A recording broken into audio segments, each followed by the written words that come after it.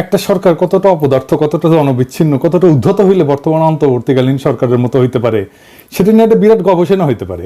আপনি মন্ত্রিসভার সদস্য বাড়াবেন, ভালো কথা, তো এমনভাবে বাড়াইবেন যে একটা উৎসাহ উদ্দীপনার সৃষ্টি হবে গোটা জাতি জুড়ে, গোটা দেশ জুড়ে। তা না, উপদেষ্টা বানাইলেন, সারা দেশে সমালোচনা। তার মানে বুঝছেন তো, এই প্রফেসর ইউনূসের সরকার এটা মাপার মতো অবস্থায় নাই যে কোন সিদ্ধান্ত নিলে কি প্রতিক্রিয়া হবে। আপনারা এর মধ্যেই জানিয়েছেন যে 3 জন উপদেষ্টা শপথ হয়েছে, এর মধ্যে 2 জন উপদেষ্টা নিয়ে ব্যাপক সমালোচনা হয়েছে, মিছিল টিছিল হয়েছে। না, আমরা করি নাই, ছাত্ররাই করেছে। প্রথমে আসি শেখ বসিরউদ্দিনের কথায়। শেখ বসিরউদ্দিন উপদেষ্টা হিসেবে শপথ নিচ্ছে, যুক্তি কি? ব্যবসায়ীদের প্রতিনিধিত্ব রাখতে হবে, সবার প্রতিনিধিত্ব লাগবে, শুধু বিপ্লবের স্টেক হোল্ডারদের প্রতিনিধিত্ব লাগবে না। কয়জন ব্যবসায়ী পথে নামেছিল, ব্যবসায়ীরা কিভাবে হাসিনারে সাপোর্ট দিয়ে গেছে দেখি নাই? কত ব্যবসায়ীরা তো ব্যবসা কায়রে নেওয়া হয়েছে, তাই না? তাদেরকে তো দেখছি, তাদের নিতেন, তাও বুঝতাম। তো এই বসিরউদ্দিন কেমনে এলো? আসেন এটা একটু বুঝে দেখি। এই বসিরউদ্দিন প্রথম আলো ডেইলি স্টারের মাল। এন কইবেন যে দাদা খালি আপনি প্রথম আলো ডেইলি স্টারের পিছে আঙুল দেন, কেমনে বসিরউদ্দিন প্রথম আলো ডেইলি স্টারের মাল হইল? এরে ফিট করেছে ডেইলি স্টার, এর গ্রাউন্ড তৈরি করা হয়েছে তার আগে। গত 9 অক্টোবরে best business person of the year পুরস্কার দিছে তারে ডেইলি স্টার। তার মানে আপনি তো প্রফেসর ইউনূসকে দোষ দিতে পারবেন না, বলতো সে তৈরি করে দিছে ডেইলি স্টার, প্রফেসর ইউনূস চাপ মারিছে। আমি প্রফেসর ইউনূস এলে বলতাম যে আমার কি দোষ, best business person of the year তো আমি বানাইছি উপদেষ্টা। একজন বিজনেসম্যানের নিব তো বাংলাদেশের সেরা বিজনেসম্যানের নিচ্ছি, কোনো সমস্যা আছে? জি স্যার, সমস্যা আছে। আপনার প্রশ্নের উত্তর আমি দিব, ধরিচ্ছি আপনারে একটু পরে।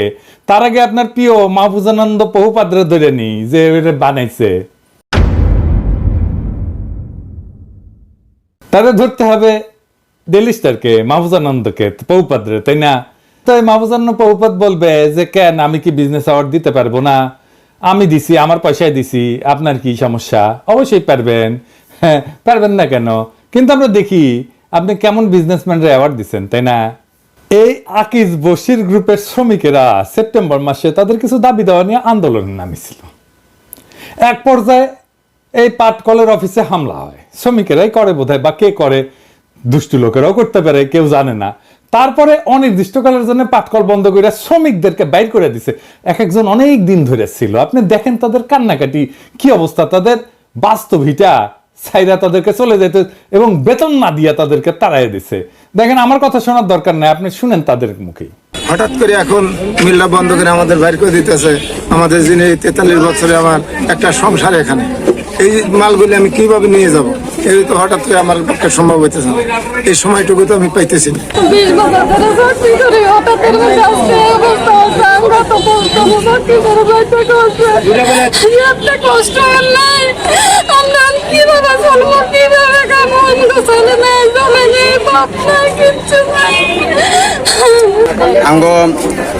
টাকা বানা দানা কিছু দেয় নাই, বা কবে মিল খুলবো এমন কোন নির্দিষ্ট টাইমও দেয় নাই। দেখেছেন, এই মালরে Mahfuzananda বহুপাদ businessman of the year পুরস্কার দিছে। এবার আসেন প্রফেসর ইউনূসের কিছু কই। স্যার, আপনি এরে নিছেন, ভালো কথা, এরে পাট মন্ত্রণালয়ের দায়িত্ব দিচ্ছেন কেন? সে আর তার ভাইরা মিলে বাংলাদেশের পাটের ব্যবসার বেশিরভাগ নিয়ন্ত্রণ করে, এটা জানেন না আপনি? কনফ্লিক্ট অফ ইন্টারেস্ট বলে তো একটা জিনিস আছে। আপনারে আমারে এই জিনিস যদি ধরাই দিতে হবে, এটা তো আমি কোনোদিন ভাবি নাই। এটা তো কেলেঙ্কারি হবে আপনার নিয়া। এইসব নিয়ে আন্তর্জাতিক মিডিয়াতে লেখালেখি হবে, আমরা না লিখলেও আওয়ামী লীগ লিখবে। আপনার আশেপাশে কি গর্দভ বৈশা থাকে? অবশ্য আমি জানি গর্দভদের জন্য আপনার অনেক মায়া, তাই আপনার আশেপাশে প্রচুর গর্দভ সবসময় থাকে। আপনি নিয়ে রাখেন গর্দভদের আশেপাশে। যাই হোক, আপনার নিজের ক্রেডিবিলিটি কিন্তু নষ্ট হইতেছে, এটা বোঝানোর জন্য বললাম আর কি। আপনার দেখার টাইম হয় না, এটা বুঝি, কিন্তু আপনার তো ক্যাবিনেটে আলাপ করতে পারতেন। আপনি তো ক্যাবিনেটে আলাপ করেন না, এটা আপনারও তাদের তো সহকর্মী হবে আপনার ক্যাবিনেট মেম্বারদের, তাই না? তো ভুলের সুযোগ কমে, সবাই শুনতো, কেউ না কেউ এই পয়েন্টটা ধরাই দিত। এবার আসেন ফারুকীর প্রসঙ্গে। ফারুকী দাবি করেছে সে নাকি ফ্যাসি বিরোধীর লড়াইয়ে ছিল। হ্যাঁ, শুনেন। ফ্যাসিস্টের বিরুদ্ধে তো ঝুঁকি নিয়ে আমরা 2018-তেও চেষ্টা করেছিলাম, বোঝার চেষ্টা করছি সিপাহী জনতা। আসলে এটা তো বলা যায় না ভাই, আমি তো ফ্র্যাঙ্ক মানুষ। আমরা বোঝার চেষ্টা করেছিলাম যে সরকার পতন হবে কিনা, আন্দোলন করছিলাম, কিন্তু পোস্টগুলো সবাই দেখবেন খেয়াল করে। হ্যাঁ, আমি না, সবাই করছে বাংলাদেশের মানুষ। এবার তো আমরা সবাই অল আউটে গেছি, এর আগে অল আউটে যাইনি, কারণ আমরা পারিপার্শ্বিক বাস্তবতা বোঝার চেষ্টা করছিলাম যে এই আন্দোলনটাকে আমরা কতদূর নিতে পারবো। হ্যাঁ দাঁড়ান ফারুকি, হাইসানি, হ্যাঁ মানে আপনি বুঝার চেষ্টা করেছেন পতন হবে কিনা, হ্যাঁ ভাবতে হবে না, আপনি হটাইছেন তাই না? 4 মাস আগে কোটা সংস্কার আন্দোলনের সময় একটা নিরীহ স্ট্যাটাস দিয়ে আসলে ডরে দিচ্ছেন মুছে, হ্যাঁ দেখেন সেটা নিউজ হয়েছিল বলে। এই কলেজের জন্যিয়া ফেচি বিরোধী লড়াই করেছেন ফারুকি, হ্যাঁ শিল্পীরা মাঠে নামিছিল বৃষ্টির ভিজা, আপনি ছিলেন না। দেখেন কারা কারা ছিল: মামুনুর রশিদ, মোশাররফ করিম, আজমিরি হক বাঁধন, সাবিলা নূর, আশফাক নিপুণ, নুরুল আলম আতিক, অমিতাভ রেজা, পিপলুয়ার খান, শিবু কুমার শীল, রেদওয়ান রনি, জাকিয়া বারি মমো, সিয়াম আহমেদ, সোহেল মন্ডল সহ আরো অনেক তারকা। আপনি কুটি, আপনার তো নাই এটি, আপনি তো উঠে যাওয়ার সাহস করবে পারেননি। এখন কবেন জ্বর ছিল, অমুক ছিল, তমুক ছিল, শরীর খারাপ ছিল, ওই উঠে গেছিলাম, এই সমস্ত করবেন। যাই কন বৃষ্টির ভিজে ভিজে আপনার কলিগরা এই কাজ করেছে, আপনি তো করেন নাই। মামুনুর রশিদও ছিল পাক্কা আওয়ামী লীগের মাল, তাও তো ছিল একদিনের জন্য হলে তো মাঠে নামিছিলেন উনি, তাই না? ডিম খেয়েছেন কয়েকদিন আগে উনি, সেই 2013-15 সালের স্ট্যাটাস দেখবার করছেন। তবে এটা ছাপাই দিছে সে, দেখি এনে ছাপাই দিছে কি চিনি, তার লেখা থেকেই দেখি লিখিচ্ছে, ফ্যাসিবাদের কালে যেহেতু দেশেই থাকতে হইছে, ফলে আমাদের বেঁচে থাকা ছিল বড় কৌতুকময়। সৌভাগ্য হোক দুর্ভাগ্য হোক, রাডারের নিচে থাকার কারণে নানা কায়দা কানুন করে বেঁচে থাকতে হইতো। সরকারের সমালোচনা করে একটা পোস্ট দিলে 3টা পোস্ট দিতে হইতো প্রশংসা করে। আবার সমালোচনারও কিছু প্যাটার্ন আছে, প্রধানমন্ত্রীকে বাইরে রেখে অন্যদের সমালোচনা করতে হইতো। তারপর ধরেন আপনার সিনেমা আটকে যাবে, যেটা আটকানোই অন্যায়, সেই সিনেমা ছাড়ানোর জন্য তদবির করবেন এবং ছাড়ানোর পরে ধন্যবাদ দেবেন। নানাবিধ কৌতুকময় ছিল এই জীবন। ভালো, অনেস্ট কনফেশন, এটা আমি পছন্দ করি। তো আপনি তো এই কাম করেছেন তাই না? তা এই কাম করেছেন, বিপ্লবী শাস্তে যান কেন? বিপ্লবীদের ইনকা করে লিখতে হয় না, বিপ্লবীরা মাথা দিয়া পাহাড় সরায় দেয়। তারপরে লিখেছেন ওরাও জানে, মানে আওয়ামী লীগ সম্পর্কে করছে, ওরাও জানে ওদের লুটপাট, টেন্ডার বাণিজ্য, চুরি চামারি, ব্যবসা কোনো কিছুর সাথে আমাদের কোনো সম্পর্ক নাই, আপনার কোনো চুরি চামারির সাথে সম্পর্ক নাই। কিন্তু ববিরা প্রশংসা করতে হয় কেন? কেন বলতে হয়? ইস্যু অনেকগুলা, ববিরা প্রশংসা করে আরো পোস্ট দিচ্ছেন, কিন্তু আমি দেখাইলাম না কেন, কারণ কি?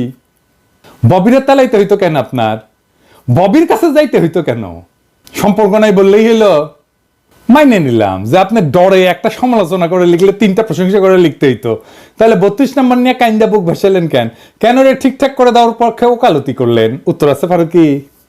যাই হোক, এবার আসেন ফারুকিরা কেন উপদেষ্টা বানানো হইলো সেটা একটু দেখি। সংস্কৃতি মন্ত্রণালয় তো প্রায়োরিটি মন্ত্রণালয় না, তাই না? মানে এটা না থাকলেই বাকি কিছু যায় আসে না, তাই না? তাও সেখানে পূর্ণ উপদেষ্টা দেওয়ার প্রয়োজন কেন পড়লো? আপনারা আগেই দেখেছেন যে এই যে বসিরউদ্দিন ডেইলি স্টার গ্রুপের তৈরি করা মাল, ফারুকিও তাই।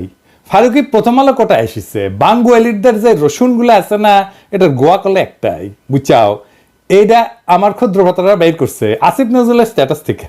প্রথম আলো, মোস্তফা সরোয়ার ফারুকি একই সাথে আসিফ নজরুলের প্রিয়, নাটক কম করো প্রিয়। প্রথম আলো, ডেইলি স্টার, ইলিয়াস আর আমার দ্বিমুখী আক্রমণে প্রায় পর্যদস্ত হইয়া গেল। তখন খোদ প্রফেসর ইউনুসের পেশ সচিবকে নামাইলো। আমি কলে এটা বলছিলাম যে খোদ প্রফেসর ইউনুস প্রথম আলোরে বাঁচাইতে নামে আসবে। সে প্রেস সচিব যারে আমি গণশত্রু কইছি, সে তার চাকরি বিধি ভঙ্গ কইরা প্রথম আলোর নির্লজ্জ দালালি করলো। পাবলিকের ক্রিটিসিজমে বিপর্যস্ত হইয়া প্রথম আলো ডেইলি স্টার ঠিক করলো তারা দিলেন 2 লোকরে ঢুকাইবে উপদেষ্টা পরিষদে। কেন? শুধু প্রথম আলো ডেইলি স্টারে বাঁচাবার লাগা না, আরো বড় উদ্দেশ্য আছে। বাংলাদেশে যে কালচারাল ইন্ডাস্ট্রি আছে না, এই যে নাটক, সিনেমা ইত্যাদি ইত্যাদি সবকিছু মিলা, গান বাজনা এগুলো মিলা যে কালচারাল ইন্ডাস্ট্রি, সেই কালচারাল ইন্ডাস্ট্রি গড়ে উঠছে ইন্ডিয়ান আর আওয়ামী পারপাস সার্ভ করার জন্য। সেটা পুরা ধ্বংস হয়ে গেছে, এমন ভাবে ধ্বংস হয়ে গেছে যে দাঁড়াইতে পারতেছে না। ইভেন এই নটনটিরা নাটক টাটক করতে পারতেছে না, অভিনয় করতে পারতেছে না, দাঁড়াইলে ডিম খায়, নাটক শেষ করতে পারে না, মাঝে বন্ধ করে দিতে হয়। শিল্পীরা অভিনয় করতে পারতেছে না, তো মারা পড়বে তো এরা খাইতে না পেয়া। তার সাথে ইন্ডিয়া তার গুরুত্বপূর্ণ একটা স্ট্র্যাটেজিক অ্যাসেট হারাবে। তাই ফারুকিকে সেট করা হয়েছে এই ইন্ডিয়ান স্ট্র্যাটেজিক অ্যাসেট যেন রক্ষা পায়। দেখেন ফারুকির নিয়োগে গর্ত থেকে গলা তুলছে চঞ্চল চৌধুরী, দেখেছেন? অভিনন্দন জানাইতেছে, মুন্নি শাহ অভিনন্দন জানাইতেছে। তার মানে কার লাভ হয়েছে? কে উৎসাহিত হয়েছে, বুঝছেন তো? এখন ইন্ডিয়ান এই অ্যাসেটটারে রক্ষা করবে। এই ফারুকি যাবে এখন প্রথম আলোতে, দেখবেন। আমি কয়ে দিলাম, লিখে রাখতে পারেন, প্রথম আলো বর্ষপূর্তিতে যাবে, লিখে রাখতে পারেন ফারুকি যাবে, ছবি টবি তুলবে, ফটো সেশন করবে, এটা আবার ছাপবে প্রথম আলো।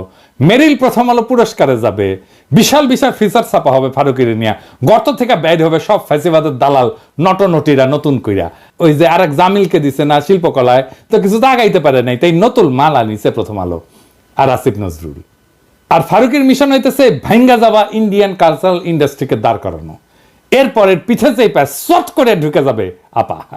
তখন এই বশিরুদ্দিন আর ফারুকি বলবে, আপা আমরা সেই গভীর অমানিসাতেও পিছে পিতার ছবি নিয়ে অফিস করেছি, এডিটর সাহেব এনে দেখেন না ক্যাঙ্কা কইরা পিছে সরদির বডিগার্ডের ছবি নিয়ে অফিস করিচ্ছে, বিউগলে করুণ সুর বেজা দেন না এডিটর সাহেব, আমরা বঙ্গভবনের ছবি খুলে ফেলার নাটক দেখবো, ভাববো আহা কত জনগণের কথা শোনা হচ্ছে। এই ফাঁকে ফারুকি 32 নম্বরের সংস্কার সেরা ফেলবে, দেখবেন 32 নম্বরের কাজ করিচ্ছে, পরিষ্কার হচ্ছে, সবকিছু নতুন করে পরিষ্কার হচ্ছে, লোকজন বসিচ্ছে ওর মধ্যে, দেখবেন। কেন 32 নম্বরের যে ট্রাস্ট ছিল, যে ট্রাস্টের খরচায় চলতো, যে ট্রাস্টের আয় দিয়া চলতো, সেই ট্রাস্টের হিসাবপত্র এইটা কেন অডিট করা হইতেছে না? কে কে দিছে ওইখানে টাকা?